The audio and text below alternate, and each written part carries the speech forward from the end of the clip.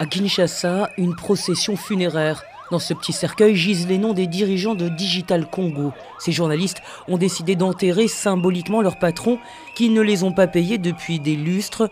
Tous ici cumulent 14 mois d'arriérés de salaire. Le salaire a un droit donc alimentaire. Il est très important que des pères des familles et des mères des familles qui sont à Digital Congo, ils ont droit d'être payés pour subvenir à leurs besoins.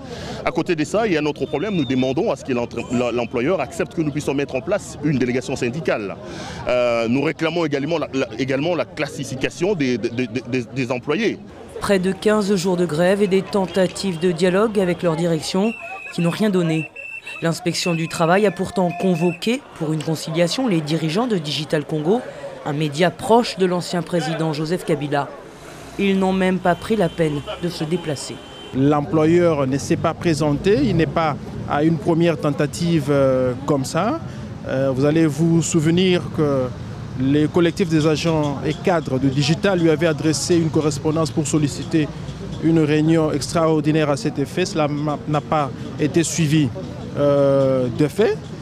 À Télé 50, une autre chaîne proche de l'ancien régime de Joseph Kabila.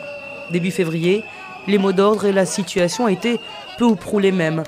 Une grève déclenchée pour exiger le paiement de 14 mois d'arriérés, des salaires payés depuis, mais au prix d'une véritable chasse aux sorcières, des meneurs rétrogradés ou mis au placard. Aucun des journalistes n'ont tenu à répondre à nos questions par peur de représailles. Les représentants de la presse congolaise, de leur côté, attendent toujours que Félix Tshisekedi, l'ancien opposant devenu président, prenne enfin des mesures pour les protéger. Le président de la République lui-même connaissait l'importance des médias. Et lorsqu'il a dit que je vais accorder une priorité à la presse, c'était un ouf de soulagement pour tout le monde. Mais arrivé à sa dernière intervention, si on peut le dire ainsi, il a superbement oublié ça.